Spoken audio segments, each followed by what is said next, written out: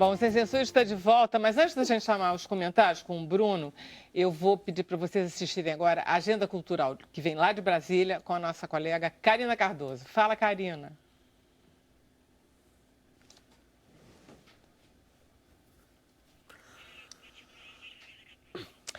Oi, Vera! Oi, gente! Tô de volta aqui no Sem Censura, dessa vez para falar de cultura. Isso porque toda sexta vou trazer dicas de agenda cultural e também de lançamentos por todo o Brasil. Hoje quero começar falando de um showzaço de 3 grandes nordestinos que marcaram a música popular brasileira a partir de 1970. Eu tô falando de Elba Ramalho, Alceu Valença e Geraldo Azevedo. O trio está em turnê pelo Brasil com o projeto O Grande Encontro 20 anos, que marca 2 décadas desde que os 3 subiram ao palco juntos pela primeira vez em 1996. Hoje, o show acontece em Aracaju, no Sergipe, às 10 da noite.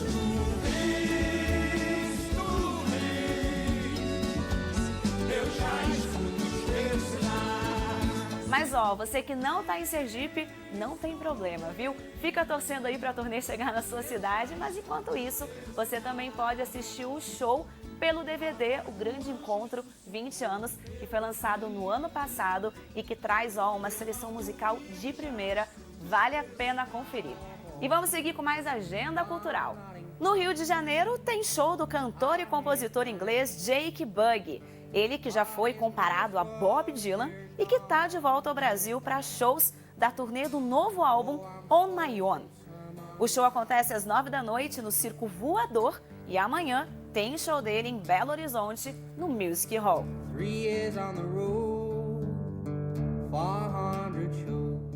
E vamos falar também de filme, gente, porque ontem teve estreia do longa-metragem Papa Francisco Conquistando Corações. Esse drama tem direção do cineasta espanhol Beda do Campo Feijó e conta a história de vida desse corajoso argentino que já está sendo reconhecido por muitos como o mais querido Papa da história. Habemos Papa! E para fechar a nossa agenda cultural, tem dica também para Brasília. É o musical Auê, da companhia Barca dos Corações Partidos, a mesma que já apresentou Gonzagão, a Lenda. A direção é de Dudu Maia e a companhia está em turnê pelo Brasil.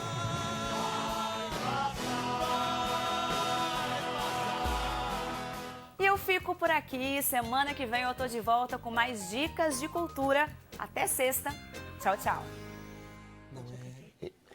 Olha só, o Rodrigo Fonseca diz que já viu esse espetáculo, Auê, é bom, né? Muito bom. É muito bom, né? O filme do Papa Francisco é médio. Mais ou menos. Claro, não é brasileiro. Mas o Auê é de ver com uma lagriminha assim no olho, assim, sabe? Bruno Barros, temos então algum comentário? Temos comentários, perguntas, bons comentários. A gente tem um fã aqui, tem um fã de cinema e do Sem Censura, é o Sérgio de Souza Santos. Ele é do centro do Rio de Janeiro, ele diz que assiste o Sem Censura todos os dias, há anos, e está gostando do programa de hoje, especialmente porque a gente está falando de cinema, e ele também trabalha na área, trabalha com vídeo, ele dá os parabéns à Vera, parabéns a todo mundo. Valeu, Sérgio. Valeu, muito Sérgio, obrigado pelo comentário. E a gente também tem um comentário do Gabriel Costa no Twitter, uma pergunta, na verdade, ele fala, pede para os convidados falarem sobre as consequências da gafe do Oscar. O que eles acham da gafe? Fala, Rodrigo. Bom, primeiro é o seguinte, a gafe eu acho que deveria ganhar um Oscar, porque tornou aquela festa histórica. Assim, eu sempre acho engraçado, porque várias pessoas têm me perguntado isso continuamente, só que assim, eu sou o maior fã vivo do Warren Beatty. Eu acho o Warren Beatty tipo um gênio em todos os aspectos, como ator, como diretor, e eu acho que, né, vendo Reds, o próprio Rajada de Balas, né, que foi homenageado no Oscar, as pessoas fizeram um meme dele, começaram a debochar muito dele por conta daquela situação que foi realmente uma falta de tato, de respeito, até respeito com La La Land, ao errarem o nome. Mas eu acho assim... Ele foi muito esperto quando ele passou a bomba para Faye Dunaway, né? Vamos falar também disso, que foi isso que as mulheres não gostaram. O que eu acho, assim, que essa história fica é o seguinte, a academia, ela virou, de uma certa maneira, uma caricatura dela mesma, porque a gente espera certas posturas dela, de premiar filme que tem criancinha, premiar filme sobre o Holocausto, valorizar uma interpretação de um ator que ganha peso ou perde peso. Ela começou a virar uma caricatura dela mesma, a gente já sabe mais ou menos como ela vai agir. A festa desse ano teve 1000 surpresas e a grande surpresa foi essa gafe. Então eu acho que isso foi ajudou, eu acho, a tirar uma teia de aranha de uma instituição que está descuidada dela mesma. Eu acho que isso foi importante. Você vê uma competição de cinema que coloca a Isabelle Huppert para concorrer e bota simplesmente como assim, ser indicada já é um prêmio? Não, não é um prêmio. Para uma atriz daquele gabarito, daquele tamanho, isso não é um prêmio. O prêmio é ela ganhar realmente como merecia por um filme como Elle. Com todo respeito a La La Land, que eu acho Mas que tem uma teoria da conspiração, que eu estava em Nova York, e eu vi uma teoria dizendo que poderia ter sido proposital essa gafe e que, por causa disso, repercutiu 10 vezes mais o Oscar no mundo tipo um inteiro. golpe de massa. Divulgou mais ainda. Eu não sei eu não acredito muito nisso, não. Porque eu acho que ali é tudo muito controlado, tão controlado que convida, como já convidou historicamente, como, por exemplo, em 73, quando Marlon Brando mandou uma falsa índia receber o prêmio dele de melhor ator pelo Poderoso Chefão, fazendo um discurso sobre a população indígena nos Estados Unidos, que não tinha nada a ver com uma causa dele. Enfim, tem umas coisas estranhas na história do Oscar. Agora, o que eu acho que ficou mais importante com essa gafe é que, primeiro, eu acho que as pessoas redescobriram quem é o Warren Beatty, que é um cara que foi esquecido e foi um dos diretores Isso é a cara do Rodrigo. mais politizados Ele achou da história. isso, ele achou que o Warren Beatty era um abandonado, que ele só gostava do Warren Beatty. Mas não sou eu. Rodrigo, Então, o Annette Bening gosta dele também. 10 anos sem ser falado, porque ele não passou 10 anos sem lançar Mas é porque ele não quer fazer filmes, Tudo ele é um bem. chato de galote. Mas não é um chato, não, Tá senhora. vendo? Ele é um ator extraordinário. Então, Não, que eu nesse acho também. ponto Eu voltou. acho ele extraordinário. Eu você só tô pega- implicando com você. Não, mas eu tenho certeza. Já assinou agora, gente vontade de se fazer ama dois filmes diariamente agora. por A gente isso. conhece. Eu acho, e assim, ele fez um filme muito bom, chamado Rules Don't Apply, que não foi sequer indicado. Esse filme agora bombou na internet, em todos os sites que você pega filme, vê Como é que filme. chama em português? Não tem título em português. Cara. Não se aplicam regras, mas não foi lançado aqui. Vai ser, e vai ser, a gente vai Agora, ver. é um filme Bombou depois da gafe do Oscar? bombou depois da... Esse filme foi um fiasco monumental. E assim, tem um elenco incrível, Alec Baldwin, ele, Matthew Broderick. O filme passou em brancas nuvens. É uma Você não história viu, de não? amor. Você viu? Você Vi o baixou? filme. Que tal? Não vi no cinema. Ah, fora. você viu lá? É. Que tal? É divertidíssimo o filme. É uma história, é uma comédia romântica, cujo protagonista é o Howard Hughes, que foi um produtor americano, Claro, produtor-diretor, que o DiCaprio viveu no Aviador, que foi um cara muito excêntrico. No filme, ele conta uma história que o Howard Hughes ajuda um motorista a namorar uma aspirante à estrela que a mãe quer que ela case com um milionário, com uma pessoa rica. E ele vira o cupido dessa história. Então o filme é primeiro uma ode ao cinema, uma ode a Hollywood, mas é uma comédia extremamente bem feita. Eu acho que esse papo todo que a gente está falando aqui, quando a gente está falando de autoralidade, Isso, é. de cinema mais comercial, eu acho que no fundo, todas as vezes que a gente aplica a palavra autoral para um filme, a gente está buscando filmes que têm uma qualidade que é fugir do lugar comum, que é fugir da caricatura, que é tentar mostrar algo novo para o espectador. O Warren Beatty foi um dos grandes diretores e grandes atores que ajudaram isso que a gente chama de cinema de autor, ou seja, um cinema que tem uma assinatura pessoal, como os filmes que a Ana faz, que a Tati produz, que o Cavi dirige, que o Cavi produz, a terem uma vida. Esse camarada está produzindo, por exemplo, um dos maiores autores brasileiros, que é o Sérgio Ricardo. Produz o Luiz Rosenberg. Fala um pouquinho do Guerra do Paraguai. Então, Guerra do Paraguai é o novo filme do Luiz Rosenberg Filho, esse diretor que eu estou produzindo vários filmes, eu estou tentando também recuperar os filmes antigos dele. E lançou ontem em São Paulo, no cinema, está lançando no Rio no final do mês. E é um filme que está dando super certo nos festivais, está rodando. No México foi um sucesso absoluto, lá a gente conseguiu também, lá em Nova York vai passar lá. E estamos aos pouquinhos fazendo... Uma coisa que eu queria voltar rapidamente ao tema do início do programa, além dessa nova geração que está bombando nos festivais internacionais, tem que destacar também, por exemplo, agora está tendo uma retrospectiva no Cinto Pompidou, lá no Bobu, do Andrea Tonati, que é um cineasta super reconhecido no cinema marginal. Teve a morte do Eduardo Coutinho em Cartagena, teve do Rosenberg no México. Então, o cinema brasileiro também está sendo representado não só com a nova geração, mas com os mestres também, que estavam um pouco não saíam Os muito mestres para mais fora do esquecidos, Brasil né? e agora estão sendo mestres convidados e sendo descobertos pela essa nova geração aqui e fora do Brasil também. Isso é muito legal O também. que você falou, Ana? Os mestres esquecidos, né?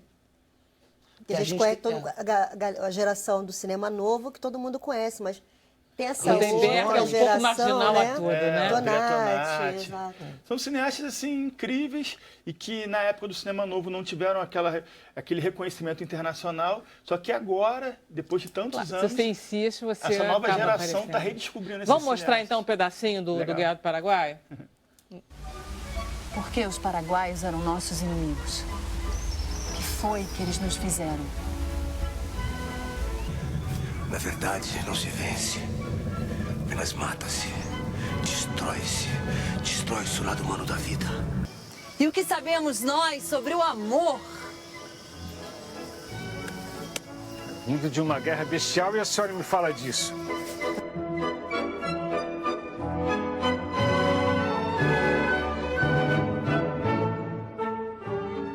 Ser ou não ser uma pedra? To be or not to be?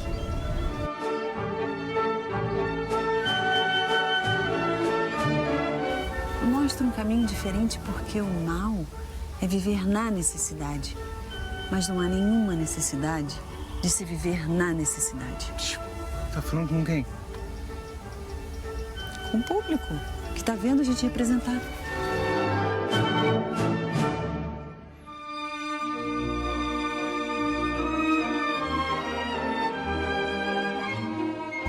Viva o Brasil!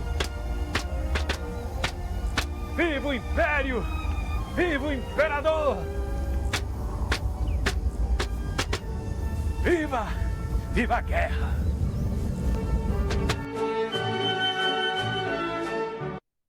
Sabe uma coisa Tá que é muito bonita essa bom? fotografia, esse preto e branco é o quê? É filmado em cor e vira preto e branco. Na verdade, tá foi bonito. uma escolha do diretor junto com o fotógrafo. Que é o mesmo fotógrafo do meu filme. É, o Vinícius Brum. Que é uma coisa meio trazer um pouco daquele neorrealismo italiano. Isso, totalmente. Aquela coisa do, totalmente. do cinema, essas carroças, esses personagens. Rossellini, né? Agora, sabe uma coisa que é muito legal, Vera, assim, nessa coisa desse esforço de renovação que você estava Isso. apontando mais cedo, é a gente ver caras novas entre os atores que a gente não está acostumado a ver no cinema. Eu acho que isso é muito bacana no cinema que a Tati produz, que a Ana faz e que o Rosenberg dirige. Que é colocar, eu acho que uma nova linhagem de atores... Você está falando de sair do Por vício exemplo, global, é isso? De ator de novela, é isso? Não só isso, mas eu acho que é investir em atores que têm um outro expertise. Por exemplo, a Patrícia Niedermayer, que é atriz e companheira do Cavi, tem uma expertise em dança. O Alexandre da Costa, que é um artista plástico e também ator. É você pegar caras que você não está acostumado a ver todo dia, num âmbito, seja da televisão, ou seja onde for, e atores que eu acho que têm um outro conhecimento artístico. E que eu acho que isso agrega, de uma maneira, eu acho que quase de coautoria, quando esses caras trabalham com um diretor tão aberto como o Rosenberg. Bacana. Mas eu queria falar... Pendular. Acho que é o caso do Pendular, né? O Pendular, a Júlia ficou um tempo buscando os Pendular atores. É da Júlia. Da Júlia Mourá, segundo Foi longa premiado da em Júlia, Berlim. da Júlia Ela é Mourá. a produtora. E a Júlia encontrou a Raquel Carro e o Rodrigo Bolzan. O Rodrigo já é um ator de teatro na cena de São Paulo bastante conhecido, enfim, mas não tem muita experiência no cinema. E a Raquel tinha zero experiência no cinema. E é incrível, porque o trabalho dos dois no filme tem alguma contribuição física, alguma coisa que é muito impactante. Eu acho que as pessoas ficaram nas sessões, né, em Berlim. Muito impressionante. Eles invadem o espectador, o filme em si, mas os atores, enfim, os espaços, é muito impressionante. E eu acho que o fato deles serem completamente desconhecidos ali para aquele filme teve um impacto diferente. Eu não sei como Quer dizer, eu não vi esse filme, mas quando eu vi o Aquários, uma das coisas que mais me impressionou são os atores. Porque todos, não né? quer dizer que isso seja melhor do que você ter um ator profissional, de modo não, nenhum. não. É simplesmente Mas que é um frescor. né? É uma alternativa que, pegando um exemplo Não, quando dá Aquários, certo, né, Ana? Porque pode dar inteiramente errado mas- também, ah, né? mas aí tem o E aí não diretor, vale, né? a gente Agora, fala. se você pega, por exemplo, um caso de um filme como Aquários, a gente estava falando de Oscar aqui, a grande pergunta, dor e marca do cinema brasileiro é por que esse filme não foi indicado ao Oscar, mas isso é uma outra questão. Acho que uma coisa a gente pensa, você tem uma grande atriz como a Sônia Braga, você tem um jovem grande ator como ela, Humberto Carrão, e você tem um leque de atores pouco conhecidos dialogando com essas pessoas. Isso cria uma química muito rica, da mesma maneira como o Rosenberg, no Guerra do Paraguai, ele coloca atores que vêm de um outro território, a Ana Abbott, por exemplo, a própria Patrícia Niedermayer, mas junto com o Chico Dias, que é um ator que tem uma carreira na televisão muito respeitada, um ator popular, e de uma certa maneira eu acho que isso cria uma alquimia muito interessante. Mas eu queria falar com o Cavi por causa do trabalho que ele tem feito esses anos todos, fazendo filme de baixo orçamento. Como é que você está vendo esse panorama de... Eu acho maravilhoso que, na verdade, esses filmes que estão passando fora do Brasil são filmes, a maioria deles de baixo orçamento. Não quer dizer que é isso que a gente quer, não, é isso que a gente quer, mas é assim, mostra que não é o dinheiro que faz o filme ser bom ou ruim. Na verdade, é o trabalho, é a autoralidade mesmo, é o diretor, são os atores, é o conjunto de elementos que fazem isso. Então, acho que é uma prova que às vezes, com não tanto dinheiro assim, a gente consegue fazer filmes maravilhosos, assim, e representar o Brasil no mundo inteiro, e não precisa ser um filme de 50 milhões, 15 milhões.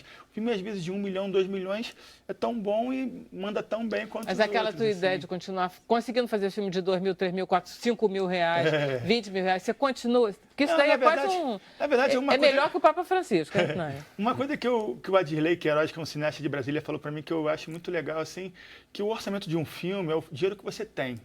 É verdade. Porque assim, se você quer fazer aquele filme, se você tem 1 milhão, vai custar 1 milhão. Se você quer realmente fazer o filme que tem 100 mil, você vai fazer o filme com 100 mil também. É o desejo de realizar, de fazer, entendeu? Então, lógico que o ideal seria 1 milhão, mas se você tem 100 mil e se você só vai conseguir fazer, se for com esses 100 mil, vamos fazer com 100 mil. É um pouco a minha ideia, a minha proposta lá na Cavídeo. Lógico que eu quero fazer filmes com 1 milhão, quero ganhar dinheiro, quero ter mais estrutura, mas mesmo a gente não tendo, a gente não desiste. E, na verdade, você tendo conseguido... Você fez quantos filmes, afinal, cara? Muitos, assim. Eu acho que, como produtor, conta, né, uns 200, assim. É genial isso. Em quanto tempo? São 15 anos? 10 anos, é. A última 10 conta anos? foi 220 filmes. Eu me lembro que uma vez que você veio no Caderno de Cinema, você estava começando, a Cavídeo estava começando. É. E foi em 2005, eu tinha a locadora, né? Tinha os cineclubes que eu fazia, os eventos, e a minha filha nasceu e eu decidi mudar e decidi produzir filmes e fazer cinema, que era uma coisa que eu tinha um pouco medo, né, de viver de cinema no Brasil, né, fazendo filmes. Mas a gente se juntou, essas pessoas todas que eu conheci durante esses anos na locadora, e estamos até hoje aí vivendo de cinema, que é uma coisa muito difícil no Brasil. E você passou a dirigir filme. Sim. Na verdade, assim, eu sou diretor, só que eu só consigo dirigir um por ano, e eu produzo 15 ou 20. É, porque ele está o tempo inteiro produzindo. As pessoas acabam me conhecendo mais como produtor, porque eu produzo muitos. Mas eu também, todo ano, esse aqui, por exemplo, que eu trouxe, que eu dei para você de presente, é um documentário que eu dirigi sobre o Rosenberg, que é um cara que eu produzo. Então, assim, eu estou sempre também dirigindo os meus filmes. Tem um longa novo que eu estou querendo que a Tati produza, me ajude. Tal. Mas, Vera, olha só, o ideal não é essa loucura, né? Assim, o ideal é que a gente possa fazer os filmes com conforto, porque o orçamento também está impresso na tela. Claro. Está tudo ali. E cinema é caro, é tudo muito caro. Não, e equipe, tem equipe, sabe? As pessoas são profissionais, as pessoas Quando a gente fala, cinema. Ana, que dessas 130 produções, são todas elas com Lei Rouanet, com Ancine, com não sei o quê? Não necessariamente, mas olha... Mas tem que ter, né? Não tem como. Não, existem outras possibilidades. Mas tem a Ancine, né, que é a Agência Nacional. Tem os canais de televisão. Tem os editais locais. O Rio de Janeiro, infelizmente, está passando por um momento que nós estamos sem edital, né? Enquanto Pernambuco, por exemplo, tem um excelente edital, outros estados estão começando a fortalecer também São Paulo. Nós aqui no Rio de Janeiro, nós estamos passando por um período muito delicado. Em vários setores. Em vários setores, e isso repercute, claro, no cinema também, no audiovisual. Nós estamos, mas já há um bom tempo que nós estamos sem edital no estado. A Rio Filme também está sem edital, o último ano não teve edital. e os editais precisam ser mais fortes no Rio. Eu acho que nós aqui no Rio a gente poderia estar numa situação muito mais confortável. Mas olha só, Ana, O que ela falou, Pernambuco tem um super edital há 10 anos. Você vê isso Impresso na tela os filmes acontecendo pelo mundo por causa disso. Em compensação, isso que eu queria perguntar a vocês, porque a gente trouxe aqui você dá aula na Darcy Ribeiro, né? Sim, sim. E a Irene esteve aqui e ela estava falando de que, de repente, se tem um setor que está empregando, é o setor de audiovisual. Exato. Realmente está faltando no mercado por conta da exigência de conteúdo nacional nas TVs por assinatura. Isso está no Rio, isso está em São Paulo. Quer dizer, isso facilitou também um pouco essa produção, não facilitou? Mas eu acho que a gente está vivendo um momento de um descentramento também. Você tem uma produção muito expressiva. Por exemplo, em Berlim, você tinha um belo filme, que era As Duas Irenes, que é um filme de Goiás. Goiás colocou um filme de terror, um belo filme de terror, por exemplo, na Morte Tiradentes. Era um lugar que não era conhecido como um espaço produtor. Isso já está mudando. Ano passado teve filme de Manaus. De Manaus, né? Onde o tempo não... Lembra de Paulínia? Você tinha uma coisa que a gente está vivendo um momento que essa bonança pernambucana, que é super forte e que já dura um bom tempo, a gente está começando a ver essa bonança alcançar os mineiros, não por acaso o sucesso do Arábia lá. Porque Minas está ganhando com um espaço, com um investimento local, e principalmente é um investimento local somado com uma sofisticação muito grande da crítica local, uma sofisticação muito grande dos espaços de curso para formar pessoas. Mas então vê que isso tudo tudo isso soma. Está Isso linkado tudo a investimento. O problema que eu acho que a E, em gente... geral, ligados ao Estado, né? Quase sempre. Né? Eu acho que a questão que a Ana levantou aqui é que a gente está vivendo um momento realmente muito expressivo, só que esse momento expressivo está acontecendo num momento de tragédia econômica, de muita preocupação econômica. Então, pode ser que, de repente, caia no vazio. Pode dar uma virada. Tá. Deixa eu ir para o intervalo, a gente já volta com o último bloco de Sem Censura, ok?